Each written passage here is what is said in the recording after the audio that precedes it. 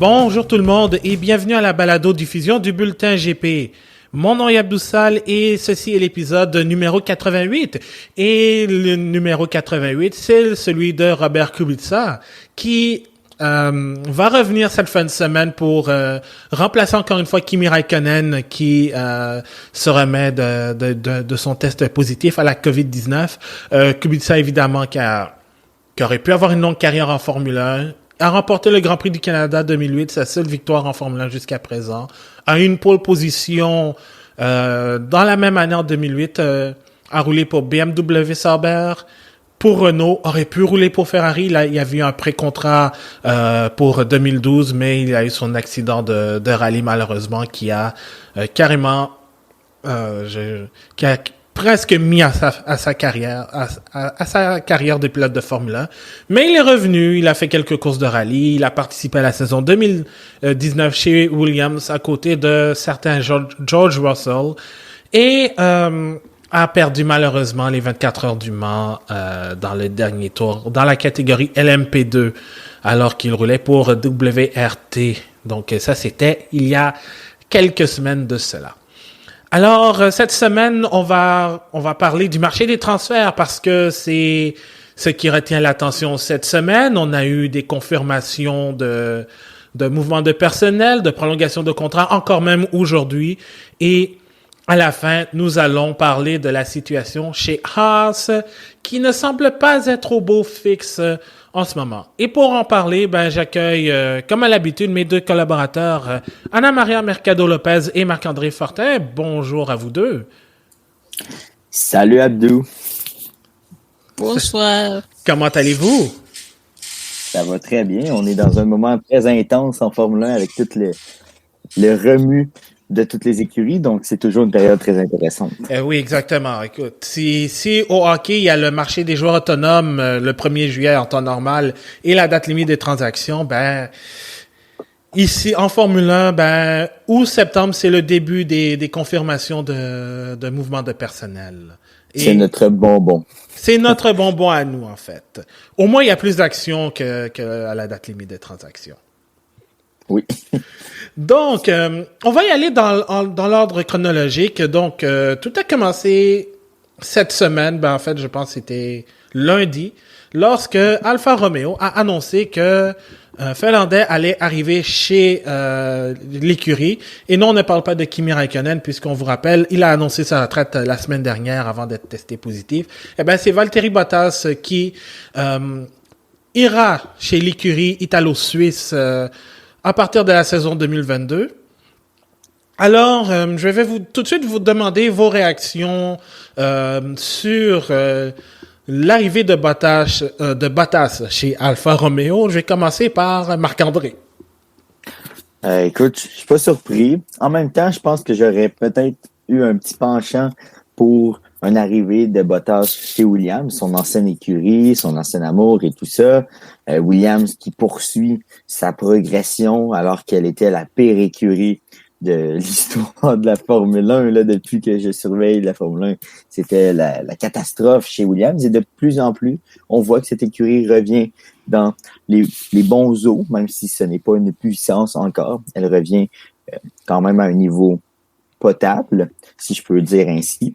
Oui, il y a le fait que George Russell est un pilote extraordinaire et qu'il réussit à profiter du maximum de cette voiture, mais on a vu qu'un Nicolas Latifi pouvait bien s'en tirer sur certains circuits, et ça, c'est encourageant pour les pilotes qui vont vouloir rentrer chez Williams, on en parlera plus tard. Mais pour ce qui est de la situation de Bottas, écoute, on s'y attendait. Je pense qu'on savait tous que ça allait être sa dernière saison chez Mercedes. Et puis, il est allé dans une option assez intéressante. Il poursuit le chemin qu'un ancien Finlandais avait fait également en Kimi Räikkönen. C'est un pilote d'expérience qui peut aider cette écurie à continuer sa progression. Maintenant, j'ai un petit doute. Je pense que dans les prochaines années, Williams prendra peut-être un petit peu plus l'ascendant que Alfa Romeo. Mais encore là, ils peuvent nous surprendre avec des surprises et des modifications de voiture qui peuvent être assez intéressantes. Puis Bottas, je pense que, comme il le disait dans une entrevue avec Pierre Rudd avant le Grand Prix du Pays-Bas, ils ont eu une entrevue exclusive avec lui, et avant même que l'annonce soit effectuée, Il a un petit peu mentionné à Pierre-Rudd qu'il aimait son prochain contrat parce que ça lui permettait d'avoir de la stabilité avec un contrat sur plusieurs saisons, chose qu'il n'a jamais eu depuis qu'il est avec Mercedes. Ça fait plusieurs années qu'il jongle entre une année et l'autre sans savoir réellement où il va être. Donc, pour lui, honnêtement, je pense que ça peut juste lui faire du bien d'avoir de la stabilité, de voir, bon, on parle de stabilité en Formule 1, bien sûr, là, tout peut se passer, mais du moins, peut avoir un petit peu la tête plus reposée, penser à sa conduite et tout va bien se passer. Et Anna-Maria, j'ai envie de te poser la question parce que Marc-André a parlé de stabilité, en effet, parce que Bottas a dit qu'il a signé un contrat de 3 ans, ce qu'il n'a jamais eu avec Mercedes parce que c'était des contrats renouvelables à chaque année. Alors, est-ce que tu penses que Bottas, ce genre de contrat peut lui redonner en fait un nouvel élan? Parce que je sais que chez Mercedes, les gens ont vu que Bottas, bon, c'était pas aussi joyeux que ça l'a été lors de son passage chez Mercedes. Mais est-ce que tu crois que ça peut donner au moins un vent de renouveau pour le Finlandais? Mais je pense pas, juste pas pour le temps de contrat, je pense que il va aller al Alfa Romeo, c'est une opportunité pour lui de s'exprimer lui-même, d'être les pilotes, de piloter pour lui, je pense. Même s'il n'est pas dans une grosse écurie comme les Mercedes, il y a beaucoup de podiums chez Mercedes, même si on pense qu'il était pas assez performant, quand même, lui était toujours là quand Hamilton y a besoin de lui. Si on le demande plus, mais au moins maintenant, lui a l'opportunité de courir pour lui, de s'exprimer, même si c'est pas la meilleure voiture del plateau, au moins il va s'amuser, j'imagine, parce que sinon il n'aurait pas signé. Il a l'opportunité de faire mieux aussi. Je dis, peut-être il va pas faire mieux que dans Mercedes, mais il fait mieux pour lui-même. Como il le faisait a Williams, quand il était en Williams, c'était un bon pilote, c'est pour ça qu'il était appelé à Mercedes, mais maintenant, il est comme Barrichello, il va avoir l'opportunité après plusieurs années, à nouveau, de courir pour lui. Mm-hmm. Pas juste parce qu'il y a besoin faire mieux pour Hamilton ou de l'équipe, qu'est-ce qu'il faisait tout le temps, mais juste pour lui, pour s'amuser, pour courir, pour piloter, parce que j'ai dit, si c'est pas pour ça, mais il n'aurait pas signé. Et aussi, il faut aussi mentionner que ça va être la première fois depuis qu'il est en Formule 1 que Bottas va agir comme numéro 1.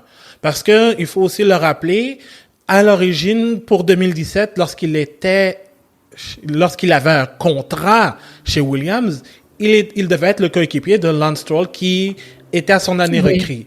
Et ensuite, boum, Nico Rosberg annonce sa retraite. Donc, ce qui voulait dire que Bottas allait chez Mercedes pour remplacer Rosberg, et Massa sortait de sa retraite pour parrainer Stroll. Et ensuite, là pour 2022, peu importe avec qui il va être, on en reparlera un peu plus tard, mais au moins il va avoir le statut de numéro 1, ce qu'il n'a jamais eu en Formule 1, même en 2013, évidemment, quand il est arrivé comme recrue et qu'il avait Pastor Maldonado comme coéquipier.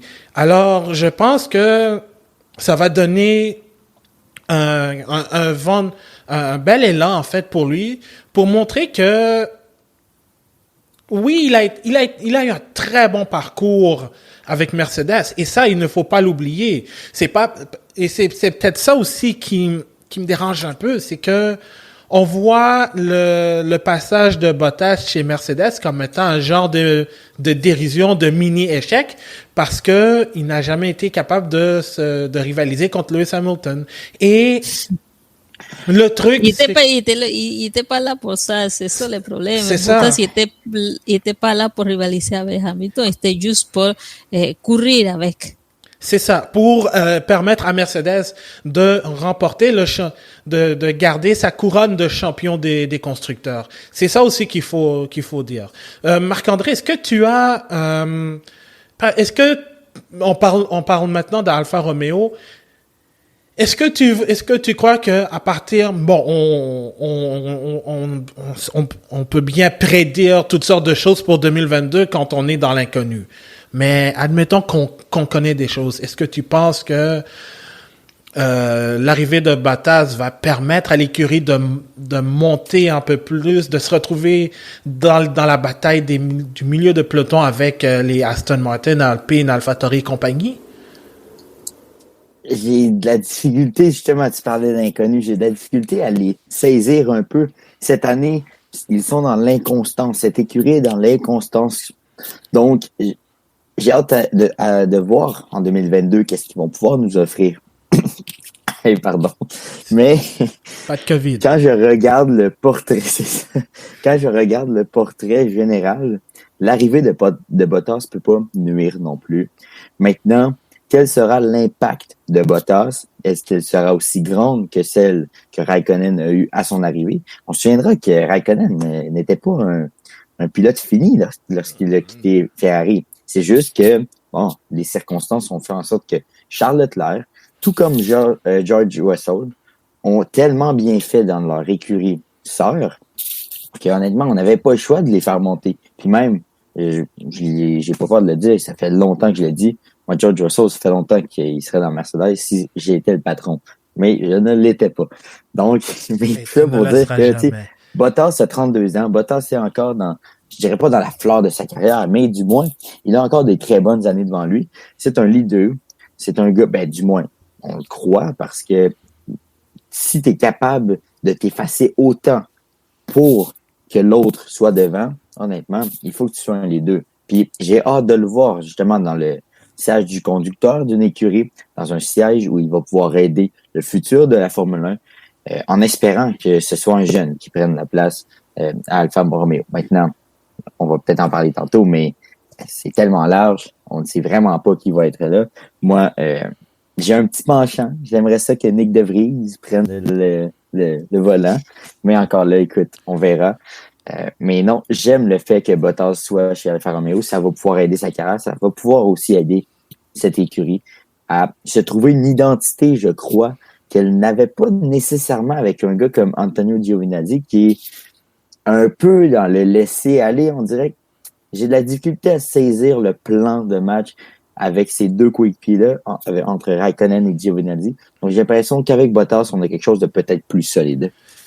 Et avant de passer à Anna Maria, évidemment, on est encore au stade de rumeur, mais concernant le deuxième volant chez Alfa Romeo, on parle, il y a plusieurs hypothèses. Probablement qu'Antonio Giovinazzi reste. Il est encore dans le portrait. Il est encore dans le portrait. On parlerait même de Nick De Vries, le champion du monde de Formule électrique pour la saison 2021.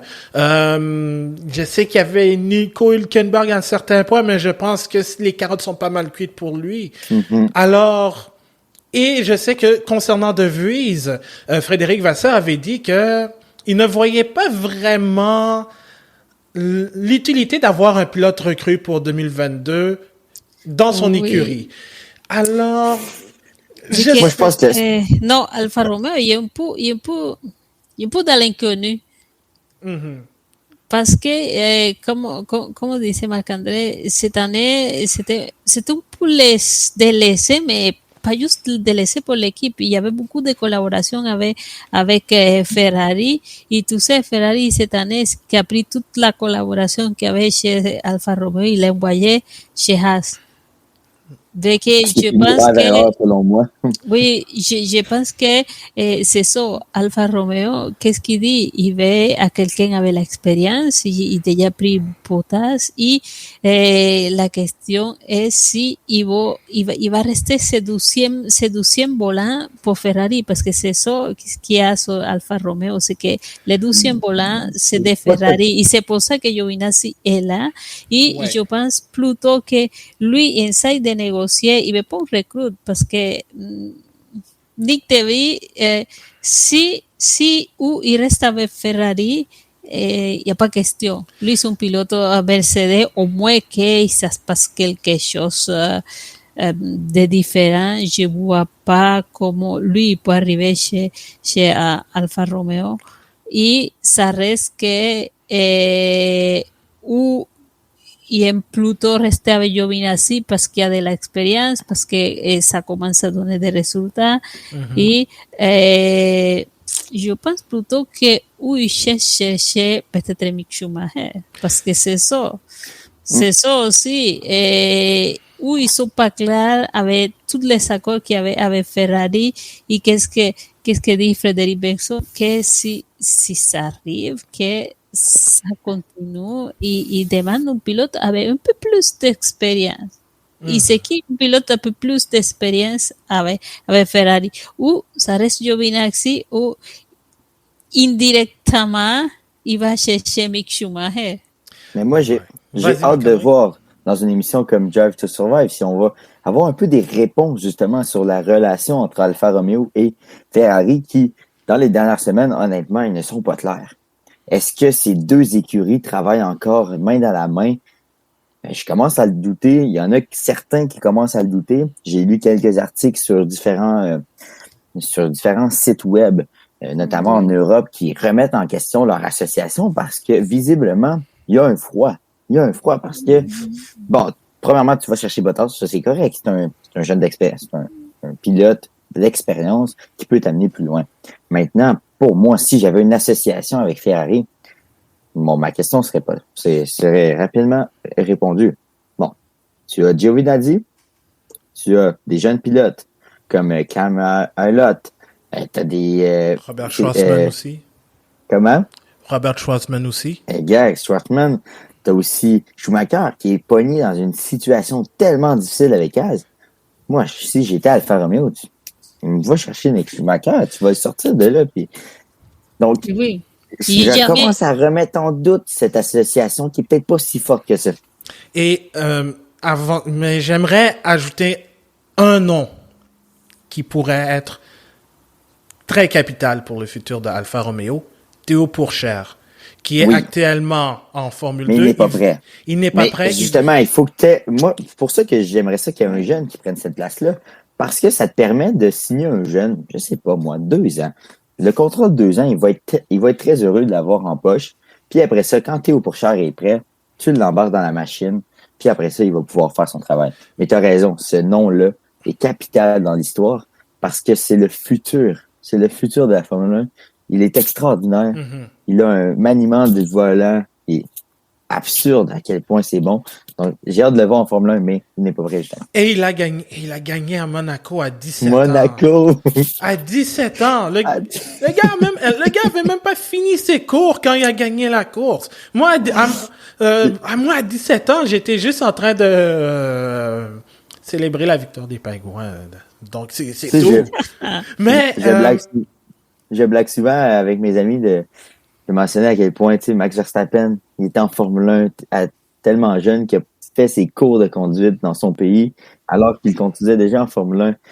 Imagines-tu l'homme qui apprend à Théo Pourchaire à rouler dans les rues alors qu'il vient de gagner Monaco? Ouais, c'est ça, c'est fou. Et l'image me fascine. C'est juste impressionnant.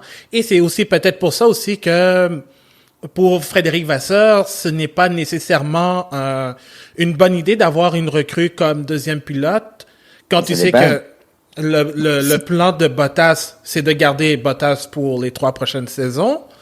Et le deuxième volant, si tu mets par exemple un De Vries et que par exemple Pourchaire, dès sa 2e saison complète en Formule 2, remporte le championnat ou bien finit dans le top 3 et obtient les points de la super licence nécessaires pour être en Formule 1, là, tu dis, merci, bonsoir à Nick, alors que, je sais pas si c'est pas un peu logique. Mais Nick, ça reste un pilote Je vais laisser Marc-André, il avait le droit de réplique.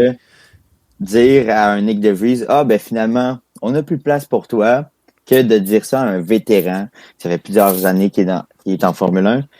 Je trouve ça moins moins respectueux si tu fais ça à un vétéran.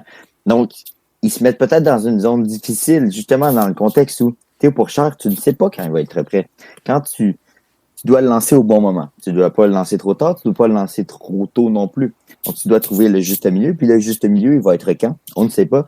C'est pour ça que si tu vas chercher un Nick DeVries, premièrement, bon, si l'association avec Ferrari est solide, je vais le mettre entre guillemets, ben, si tu peux tasser un pilote Mercedes, ça ne cause pas de problème, de préjudice. Mais j'ai hâte de voir, justement, le plan avec Théo Pourchard. Peut-être que ça va être un vétéran, puis tant mieux si c'est ça. Parce que le plan premier, avec Alfa Romeo, présentement, c'est d'aller chercher Théo Pourchard. Ben, ils l'ont déjà, mais c'est de le mettre dans un volant dans 2 ans, peut-être. On sait jamais. On sait jamais. Et Anna Maria, pour conclure avec Alfa Romeo, avant de passer au prochain sujet, est-ce que tu voulais répliquer à ce qu'on avait dit avec Marc-André? Non, j'ai juste que je vois pas un Nick DeVries sur Alfa Romeo, surtout parce que lui, c'est un pilote, c'est Mercedes qui doit faire les pas, et ils ont manqué quand même un coup avec Williams, on parlera après. Mais ça a été pas très bon non plus. Oubliez pas aussi que Fred Vasseur et Toto Wolff se connaissent bien aussi, donc il y a une relation. Oui, aussi, mais donc... c'est ça, est-ce que il manque à voir qu'est-ce qui se passe avec Ferrari, parce que lui, il le dit directement, on attend, regardez c'est quoi l'accord avec Ferrari. Après ça, ils vont décider, j'imagine, c'est quoi ce que va se passer. Parce que avant ça, je pense qu'il n'y a rien de clair, parce que s'ils font l'association avec Ferrari, c'est sûr qu'ils n'ont aucun mot sur les 12e pilotes. C'est vrai. Donc, le cas du deuxième volant est à suivre. Et maintenant que Bottas a été signé chez Alfa Romeo, il faut trouver quelqu'un pour le remplacer. Et je pense que... C'est qui, lui? Ouais, je sais pas. J'ai jamais entendu... Il sort d'où? Ouais, il sort d'où? J'ai jamais entendu parler de lui, là. Apparemment, il... C'est la grosse surprise, hein? Ouais, hein? Grosse surprise. Ouais, hein? Ouais, je sais pas. Son nom me dit de quoi, là. Apparemment, il roule pour une équipe britannique. OK. Ouais. Bon. Ouais, hein. Apparemment, il a obtenu un podium. Il y a déjà un podium. Il y a déjà des titres de championnat. Ouais, il a obtenu un podium. OK. Ça, c'est entre guillemets. Hein? Ouais, on pourrait dire. Donc, mais on va pas se le cacher. Il y a aussi un cadeau. Nommons-le maintenant. C'est un Alonso, il y a aussi un cadeau de Noël, déjà.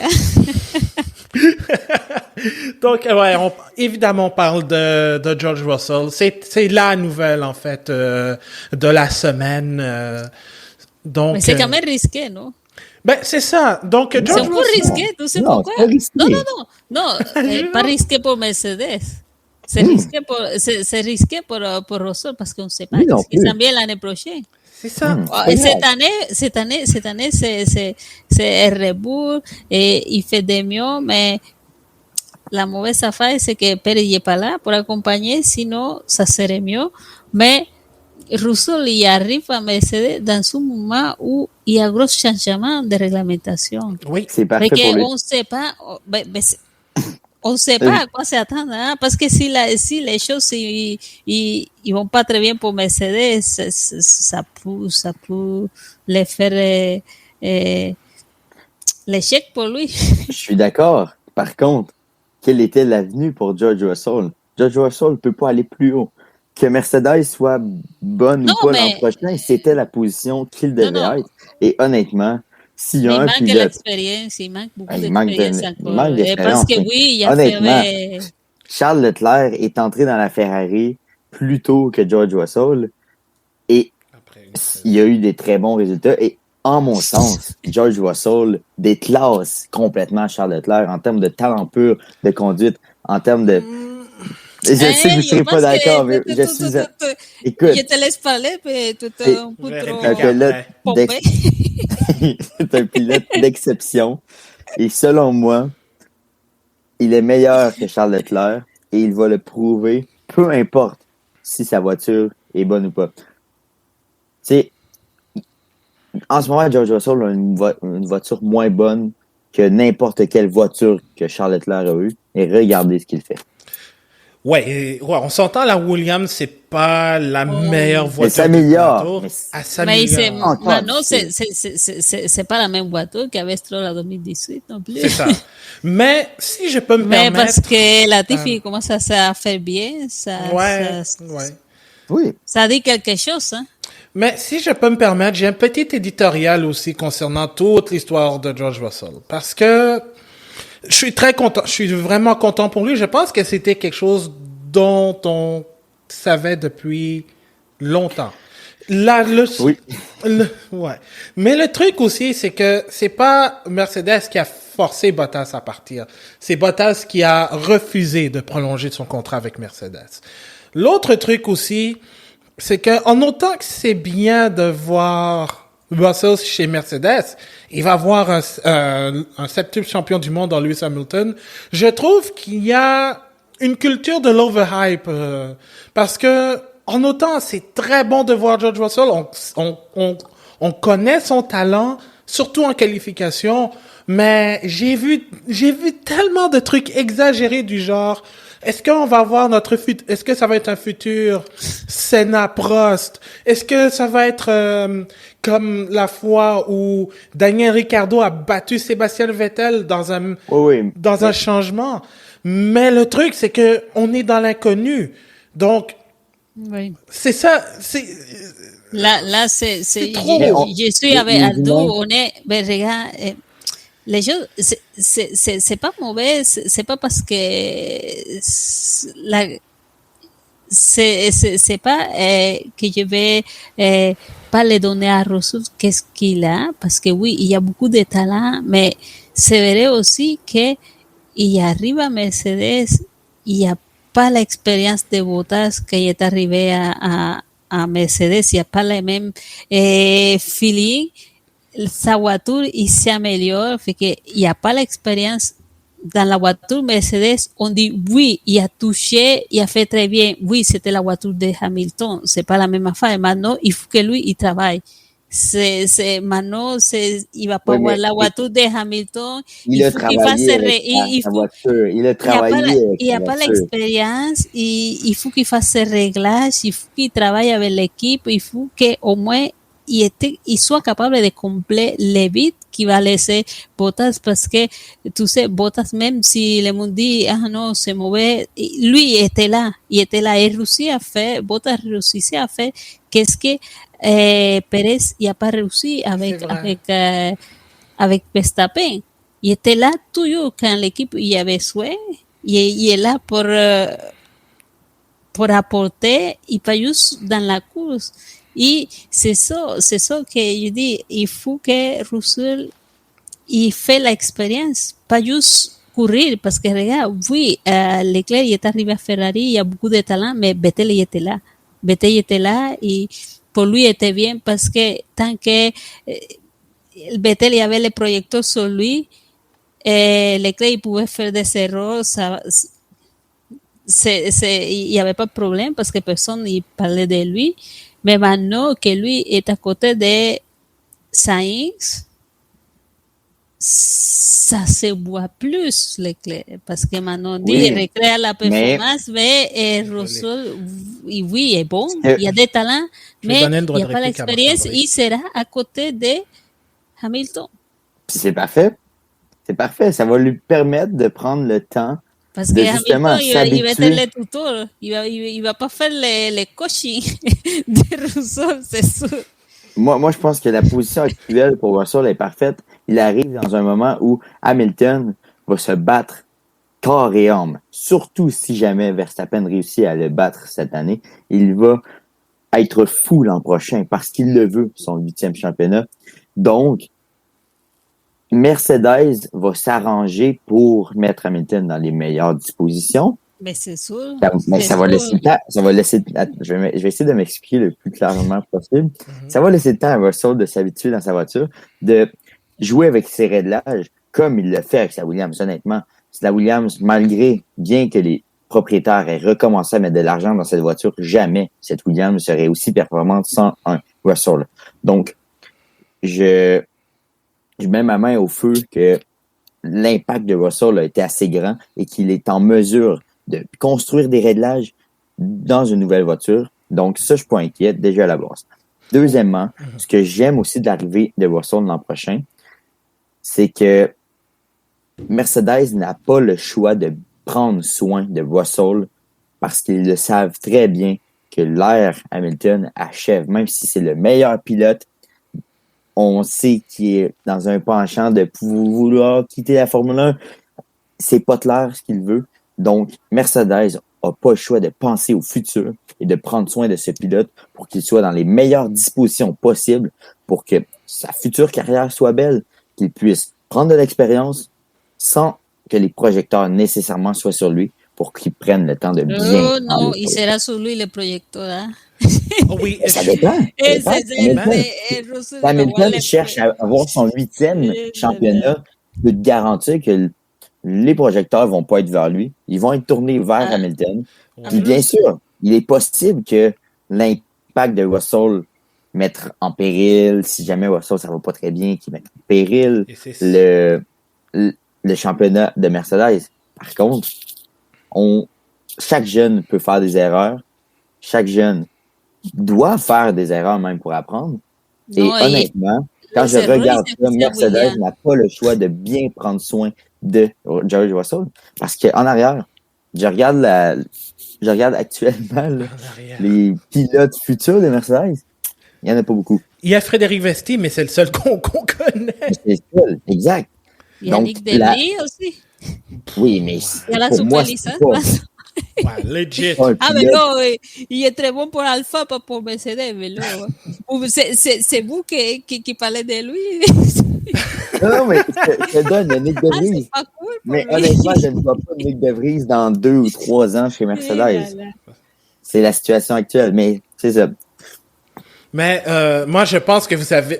Tous les deux, vous amenez de très bons points. Vraiment, vraiment, j'aurais dû aller me chercher du popcorn. Ben, en fait, j'en ai pas, mais j'aurais dû aller en acheter. Là, j'habite pas très loin. Savez-vous quoi? Un petit dernier point? Ouais. Je commence à craindre pour Red Bull. Je commence à craindre. Parce que là, tu as un duo de feu, selon moi, avec Hamilton et Russell. Si tout va bien, aïe, aïe, aïe. Le seul truc... Aïe, aïe, aïe. Non, mais c'est ça. Je me garde un petit gêne parce que las expectatives ils sont très hautes avec Russell, fait qu'on s'attend les duos fantastiques. Et il dit, dans les cas que ça marche pas comme on l'imaginait dans la tête, c'est ça. Mais, c'est lui le perdant, c'est pas Mercedes, c'est Russell. Ben, non seulement Russell, mais... vas-y Marc-André. Je vais être prêt à prendre le blanc dans quelques années si jamais vraiment ça ne fonctionne pas. Je vais être prêt à faire mon mea culpa et tout ça. Mais honnêtement, on va devoir être patient avec George Russell, peu importe ce qui se passe. Non. Parce que c'est un talent à semer. C'est un talent à semer. Pour moi, c'est comme Pérez. Quand tu arrives à Red Bull, quand tu arrives dans une équipe top, tu n'as pas le droit à l'erreur. Quand tu a fait des erreurs chez Red Bull pendant des années. Pourquoi ils ont pris leur temps et pourquoi il est aussi bon aujourd'hui? C'est que Red Bull a bien fait sur leur travail. Non, mais il faisait la gueule. Il faisait des erreurs, mais il faisait la gueule. Va aller chercher du popcorn. George Russell n'aura pas le choix. Mercedes n'aura pas le choix de s'occuper de George Russell comme...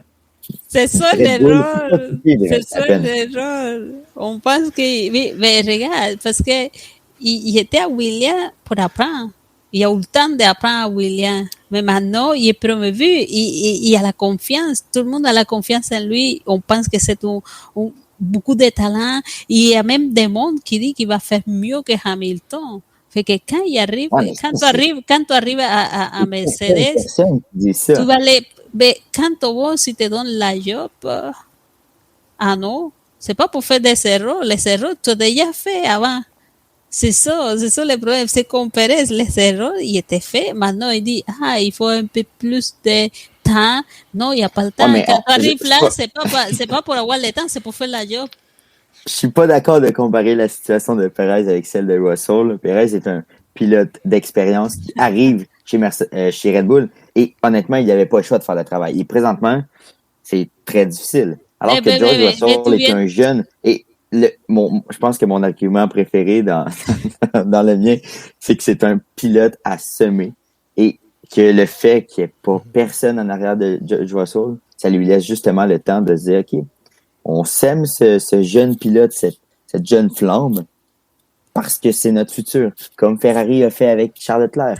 Ce sont des jeunes où tu n'as pas... Ou Alfa Romeo. Alfa Romeo va prendre Théo Pourchaire, lui. Il va en faire quelque chose. Mais c'est Ferrari qui le regarde en ce moment, là. C'est Ferrari qui le regarde puis qui disent, OK, lui, je le veux. Mais... Quand... Marc-André, tu as dit que Russell est encore mieux que Leclerc, fait que... Ben moi, je pense ça, qu'à la fin... Ça ne donne pas le droit de faire des erreurs à Mercedes. C'est ça. Ben, Charles Leclerc a fait plein d'erreurs en arrivant. Mais oui, mais il libérait la marchandise aussi. Il a fait des erreurs, mais a livré la marchandise. Il était devant Vettel. Je te garantis, j'ai même ma main au feu. George Russell va répondre aux attentes l'an prochain. Il va réussir à être un pilote dominant. OK. Et il va avoir une meilleure carrière que Charles Leclerc. OK, mais donc attends, Maria. OK, prends note à tout. Il est 21h48. Le mercredi, il est 21h48, le mercredi 8 septembre 2021. Alors, c'est noté, c'est dans les archives du bulletin GP. Non, évidemment, je blague, mais tous les deux, vous avez de très bons points concernant Russell. On est dans l'inconnu. Mais il a juste dit qu'il était dans l'inconnu, qu'on ne sait pas qu'est-ce que c'est. On va s'attendre l'année prochaine.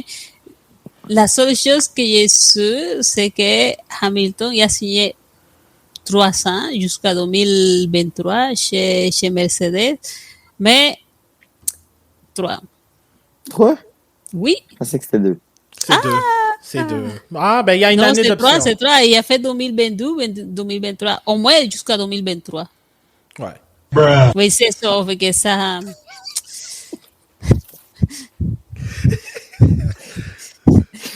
Ça, c'est moins bon pour toi, Marc-André. Pour Russell aussi.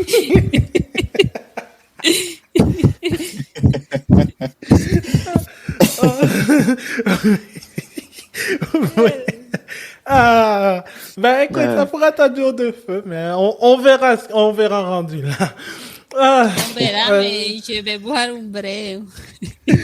Donc, je pense qu'on a fait le tour du côté de George Russell. Je pense qu'on en parlera encore prochainement. Ah oui, probablement certainement. Notre émission d'avant-saison l'an prochain. Yeah! Non, mais qui sait, peut-être Monza et Latifi donne des surprises et pouf! Latifi chez Mercedes.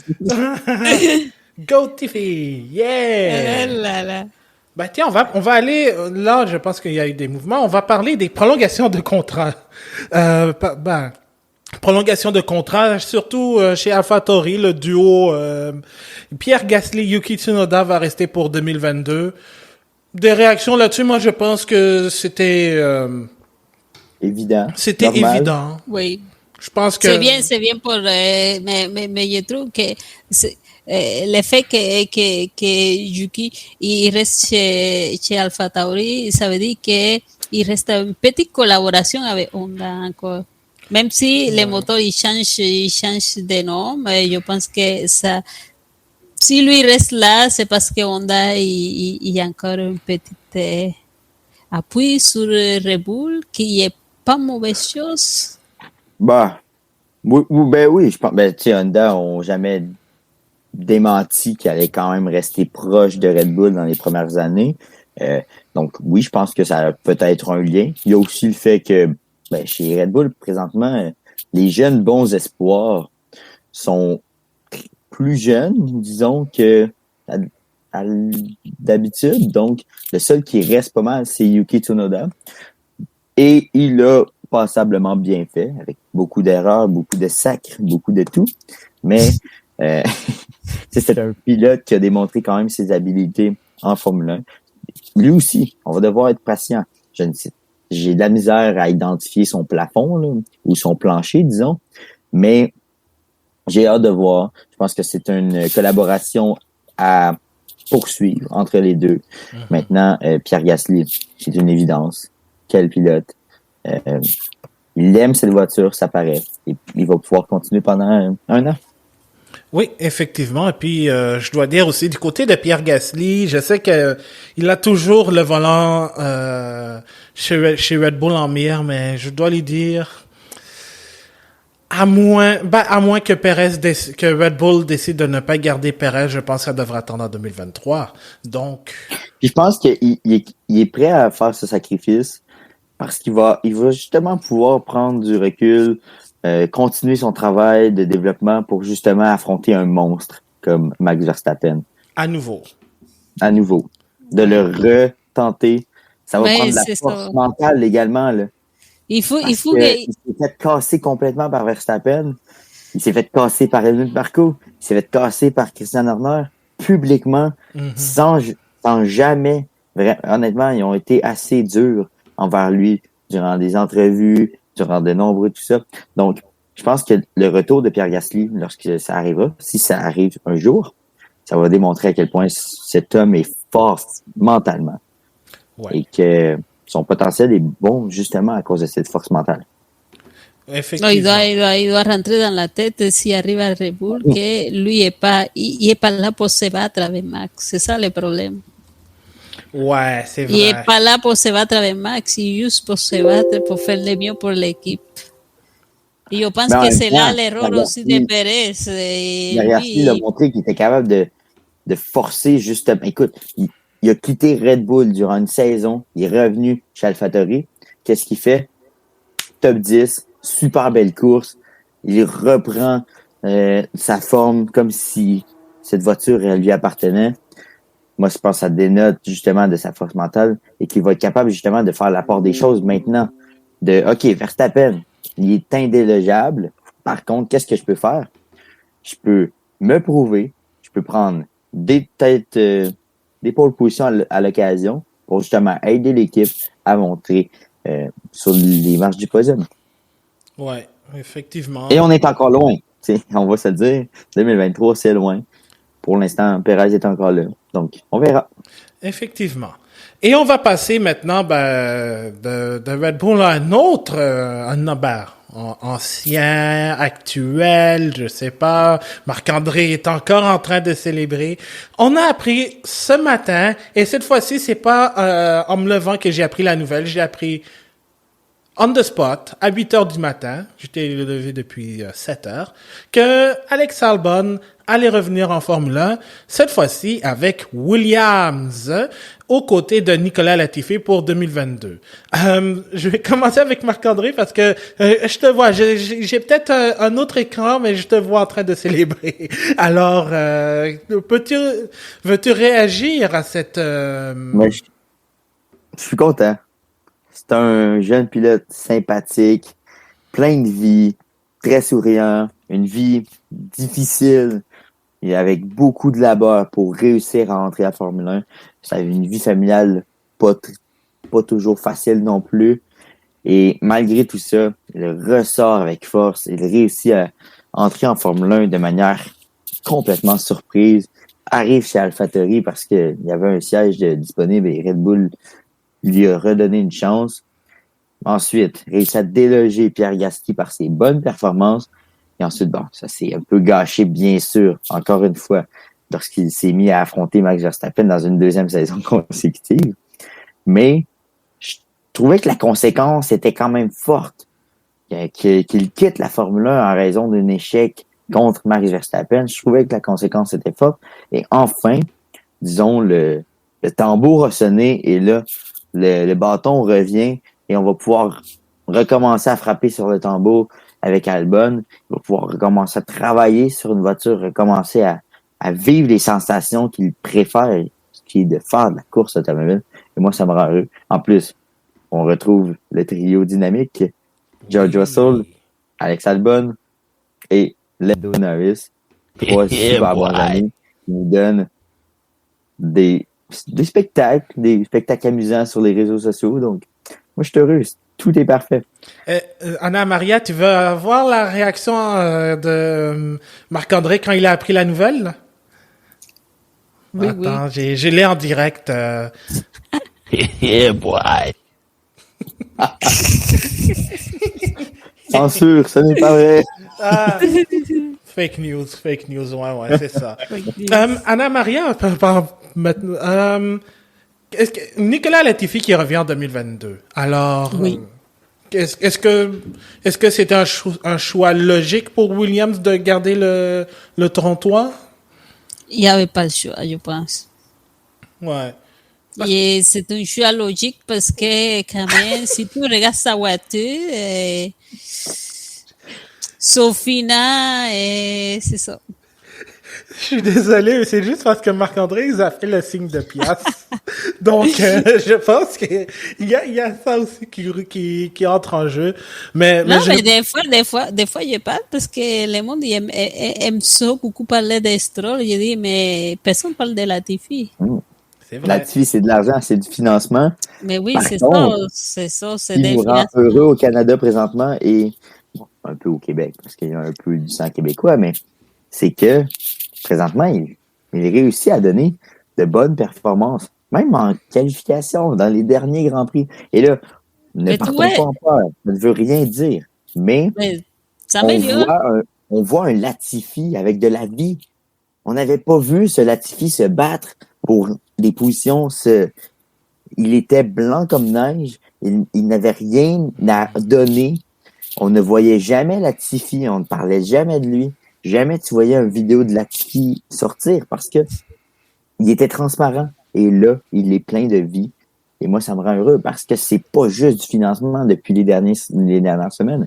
C'est un pilote qui ressort du lot par ses bonnes performances, qui sont, disons-le, très potables pour un pilote de sa stature dans une voiture comme ça.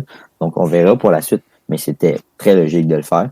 Et en plus, ben, tu le joins à un pilote qui a de l'expérience, ben, un petit peu d'expérience, très peu d'expérience, mais ils vont pouvoir travailler ensemble pour remonter la pente et clouer le trou béant que George Russell laisse en quittant vers Mercedes.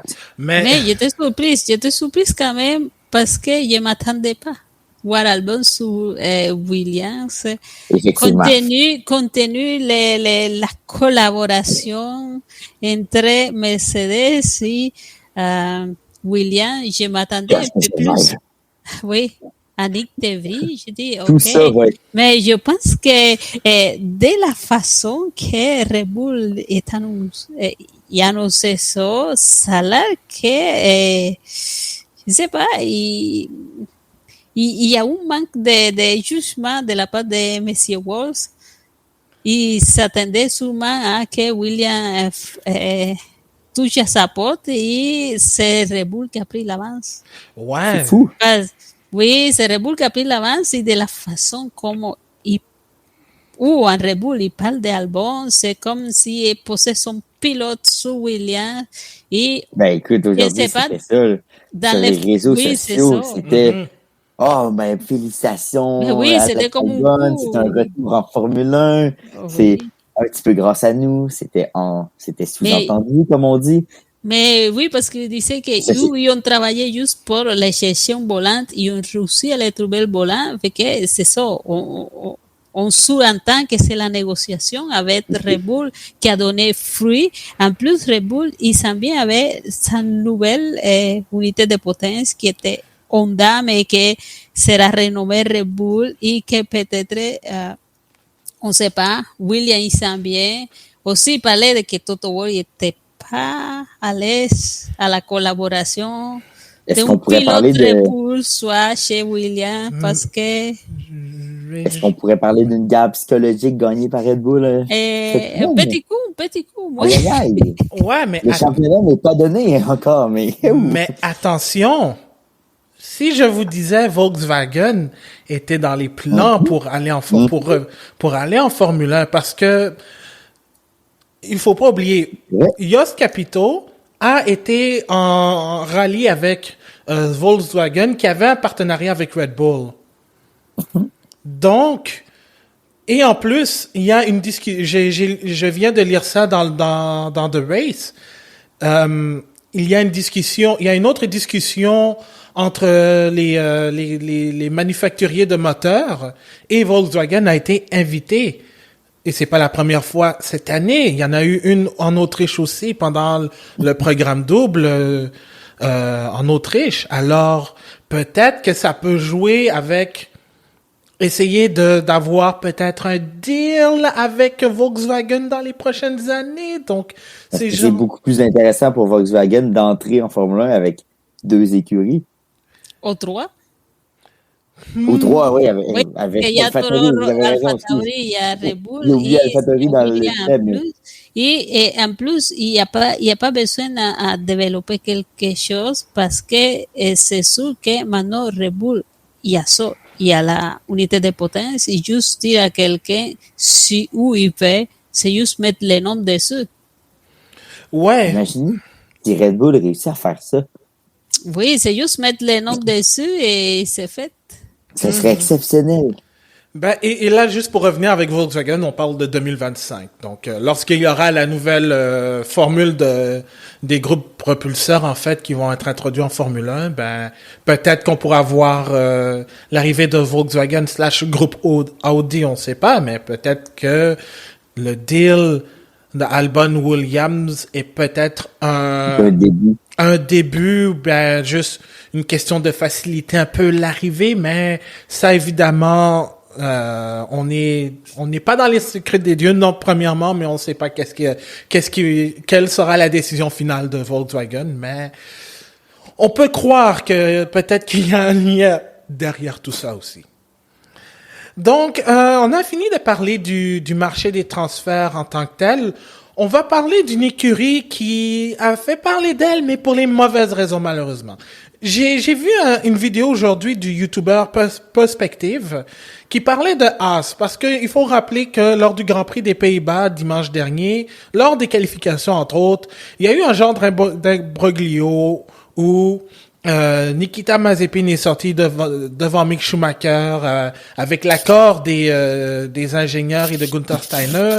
Et ensuite, Mick Schumacher l'a dépassé avec l'accord de son ingénieur de piste, ce qui a frustré Mazepin. Et ensuite, vous avez vu les images de Mazepin qui essaie de se tasser pour laisser passer Vettel au virage numéro 13.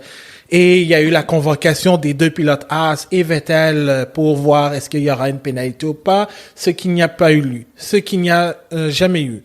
Ensuite, le lendemain, lors de la course, dans le premier tour, Mazepin et Schumacher se battent pour la dernière place, pour les dernières places, en fait. Puis, Schumacher essaie de dépasser Mazepin sur la longue ligne droite avant l'entrée des puits.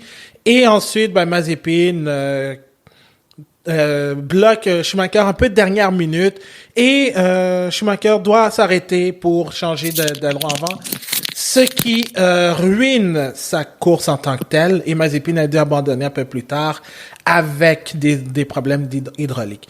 Mais évidemment, il y a eu de la frustration de la part des 2 pilotes, et c'est pas la première fois que ça arrive. Lors du Grand Prix d'Azerbaïdjan, dans le dernier tour, Mazepin a fait la même chose à Schumacher en course, c'est-à-dire le bloquer dernière minute. C'était borderline, c'était limite dangereux, mais c'était légal.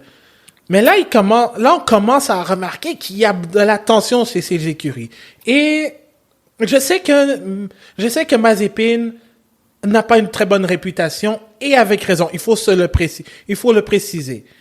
Mais je vois que je sais pas si pour vous Haas est en train de regretter la décision d'avoir choisi 2 recrues.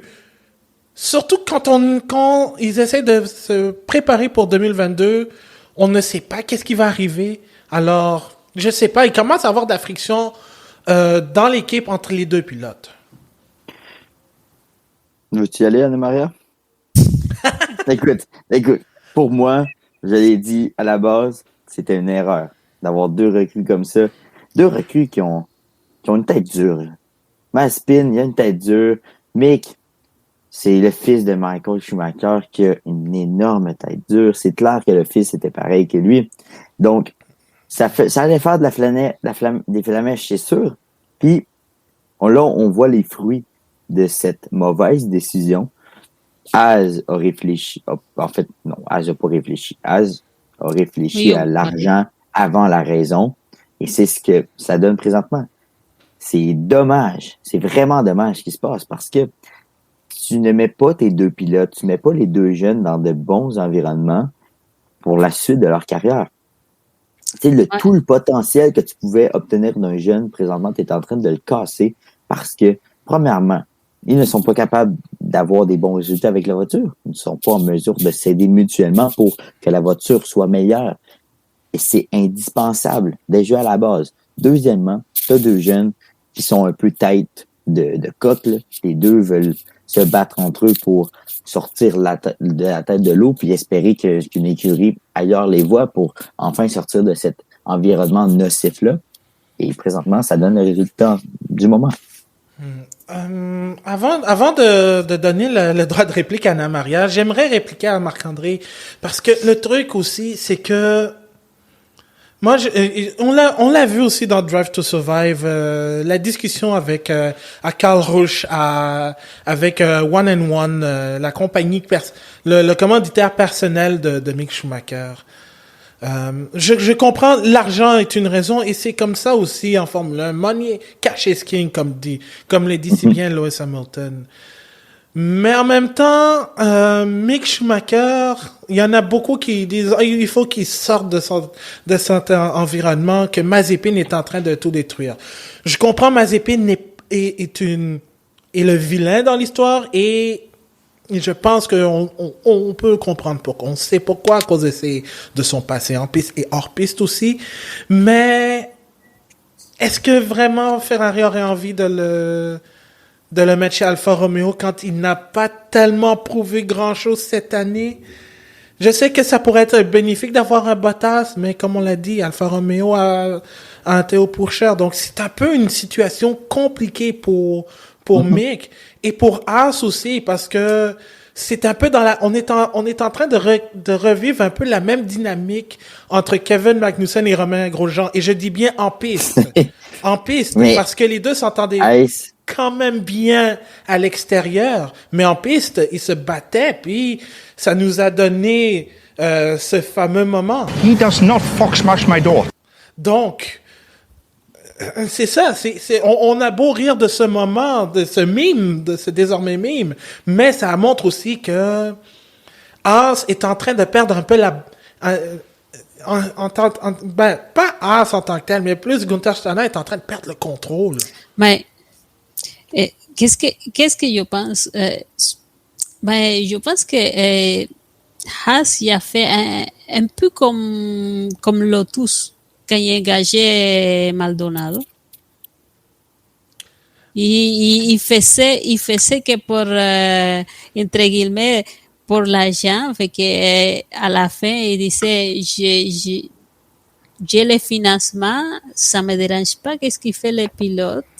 Qu'est-ce qui s'est passé? Que oui, Mazepin il y a une mauvaise réputation, ça traîne avec lui, mais le problème c'est que lui il arrive à Formule 1 quand même, il était pas si pire, il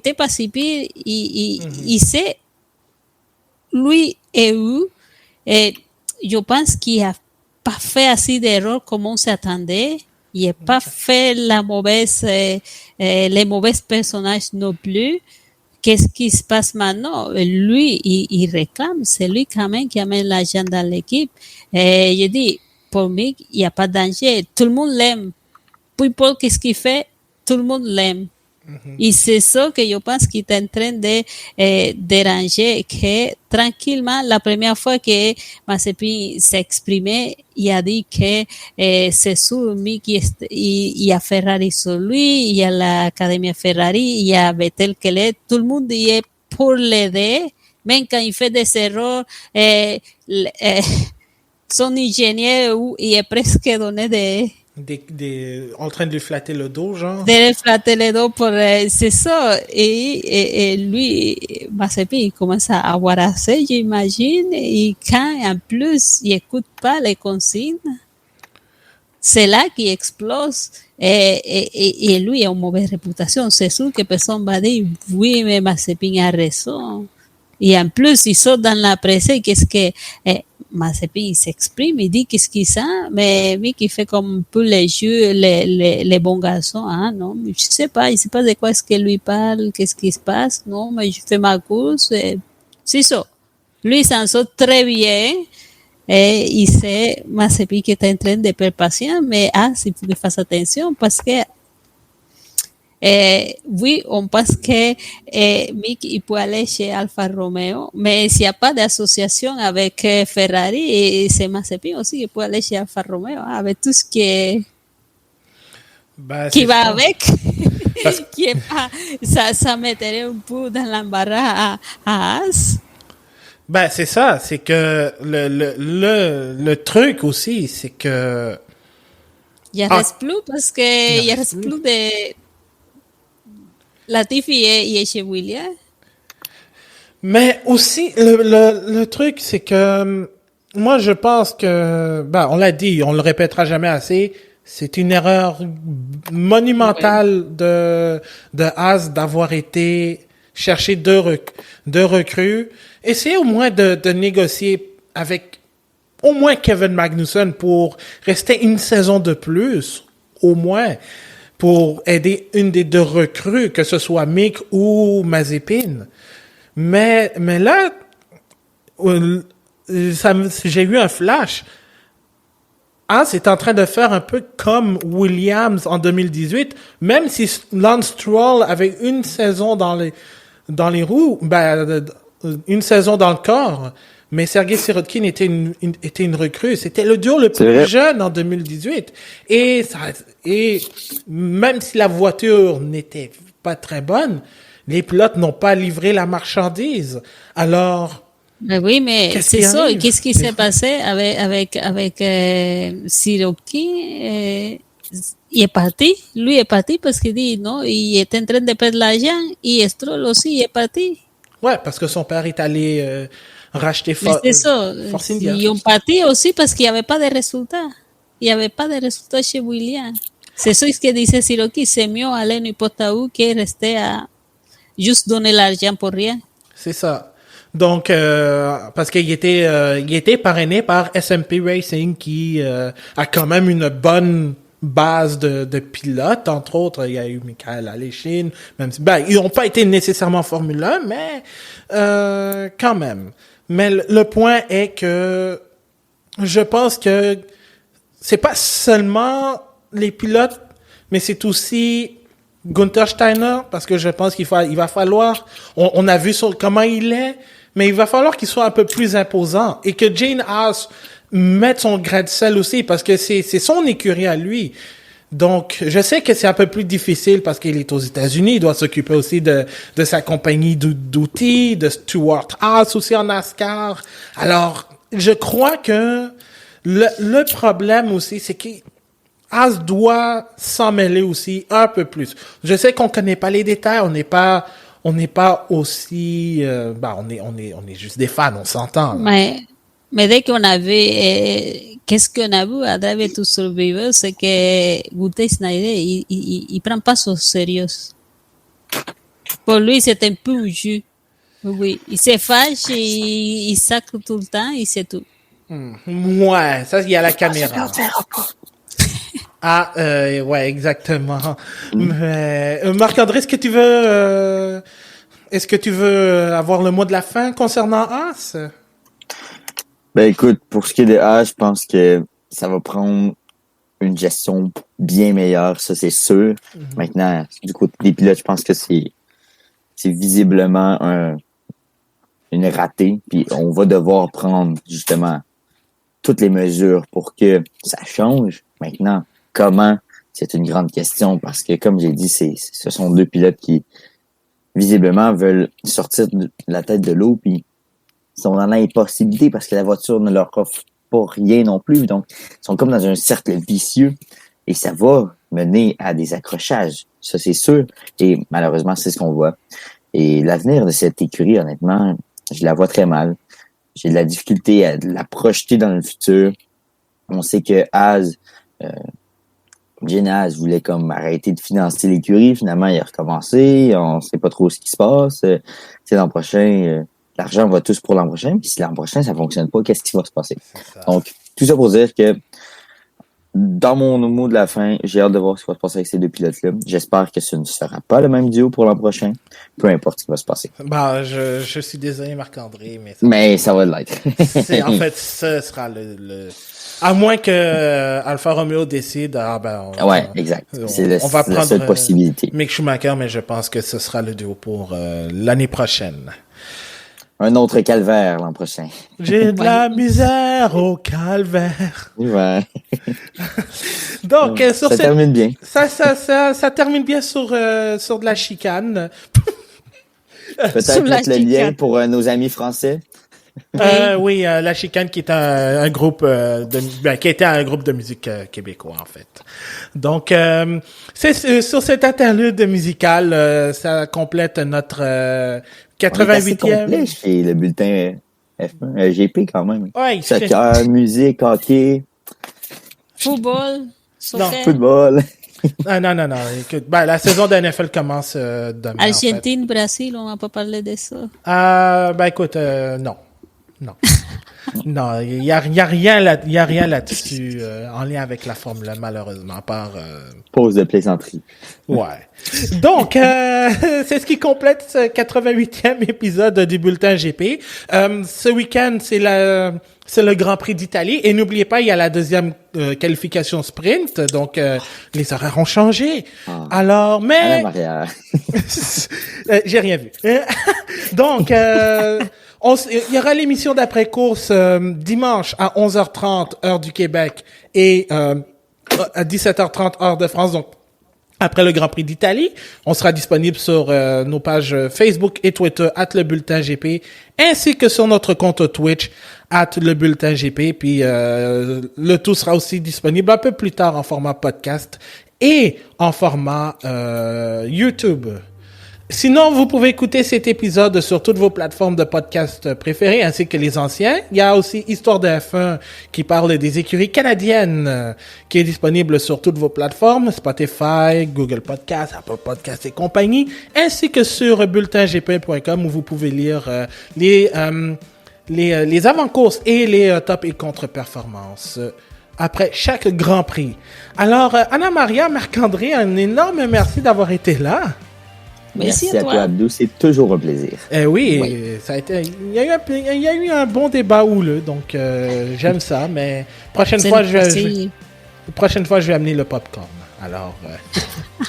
Sans faute. Sans faute, effectivement. Alors, merci d'avoir été là. On continue toujours de rouler avec le bulletin GP. On se retrouve dimanche pour l'après-course en direct du Grand Prix d'Italie. Et sinon, la semaine prochaine, pour l'épisode numéro 89 du Bulletin GP. Salut tout le monde! Salut à tous! Salut!